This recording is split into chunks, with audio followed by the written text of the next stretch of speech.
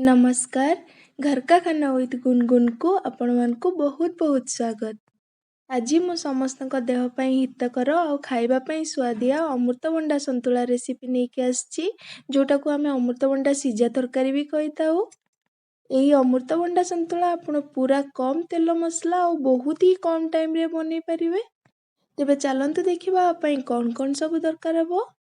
देखो गोटे medium size अमृतभंडा को ता चोपा छड़े एमती साइज काटी नहीं ता भीतर पट भी पिल कर देछि। गोटे मीडियम साइज बैगण को भी से साइज काटिकी नहीं। गोटे मीडियम साइज आलू को चोपा सहित भी क्यूब साइज काटिकी नहीं जाइछि। गोटे मीडियम साइज टमाटो नहीं। लुण स्वाद अनुसार। पंचफुटण अधा चामच नहीं जो कि मेथी कला जीरा जीरा सोरिष और पानमधुरी अच्छी। 10 ରୁ 12ଟି रसुण कोला को दर छेचा करके नहीं। 3 ରୁ 4ଟି सुखिला लंका नहीं। आउ किछि धनिया पत्र को एमती चॉप्ड करके नहीं। आउ एटी मु तेल नहीं। आपण चाहिले सोरिष तेल कि रिफाइन तेल यूज करि परिबे।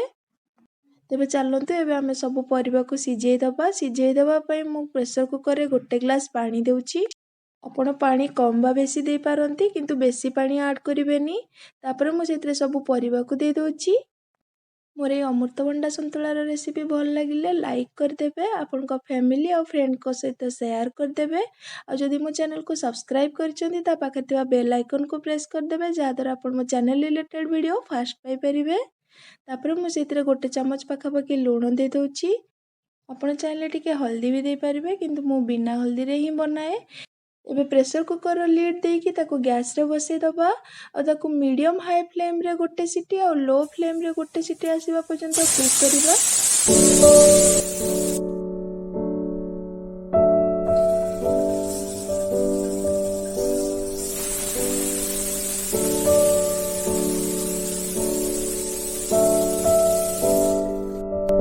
दुईटा सीटी हो गलानी। एबे हमें गैस रो फ्लेम को ऑफ कर दबा और प्रेशर कुकर को टिके ठंडा हवा पई छाड़ दबा। प्रेशर कुकर एयर जाई सरला परे एबे मु प्रेशर कुकर रो लिड को बाहर कर दोची। देखंतु परिबा केते भलो भाबरे सिझी जाईची। टमाटो भी भलो भाबरे सिझी जाईची। परिबा को आपण एई बळी भाबे ही सिझेबे जेंति एटा गोटा गोटा देखा जाउथबो और भल से सिझी भी थिबो। एबे चलंतु हम इतरे छुंक दबा। सेति पई मु गैस ऑन करिकि गोटे कड़े बसी देछि। सेतिरे मु 1.5 चमच रु 2 चमच सोरिष तेल दे दोछि। या द्वारा टेस्ट बहुत भलो आस्ताए। तेल टिके गरम ही गला परे मु सेतिरे पंचफुटण दे दोछि। ए पंचफुटणटा फुटी सरला परे मु सेतिरे जो सुखिला लंका रखिथिली सेतिरु 2टा भांगी कि और 2टा गोटा पके दोछि। आपण चाहिले पूरा गोटा भी पके परिबे। तापर मु किछि सेकेंड पई ताको टिके फ्राई कर दोछि।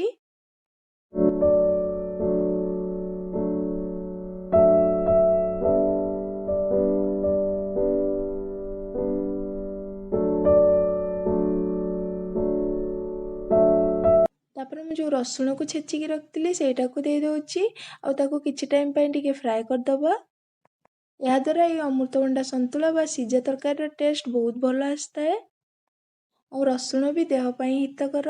घरे कार देह खराब थिले एई तरकारी निश्चय बनै कि दियंतु। एबे रसुण भलो भाबरे भाजी गलानी, भलो बास्ना भी आसुची।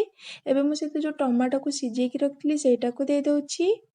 अपन जदि टमाटो सिझेई नथिबे एई टाइम रे काटिकी भी पकेई परिबे, किंतु सिझेकी पकेइले एटा जल्दी ही जाइथाय।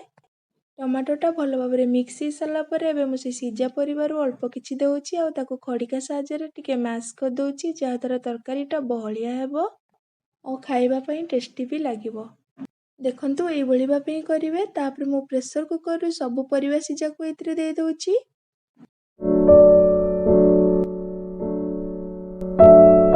और सब को भलो भाबरे मिक्स कर दोछि। एबे आपण टेस्ट करिकि आपण को स्वाद अनुसार लूण दे देबे, काहेकि ना परिबा सिझिबा बेले भी हमें लूण देइथिले। देखंतु संतुला हमर हेई आसलानी। एबे मु जो चुनी चुनी काटिकी धनिया पत्र रखिथिली ताकू दे दोछि और गैस रो फ्लेम को ऑफ कर दोछि।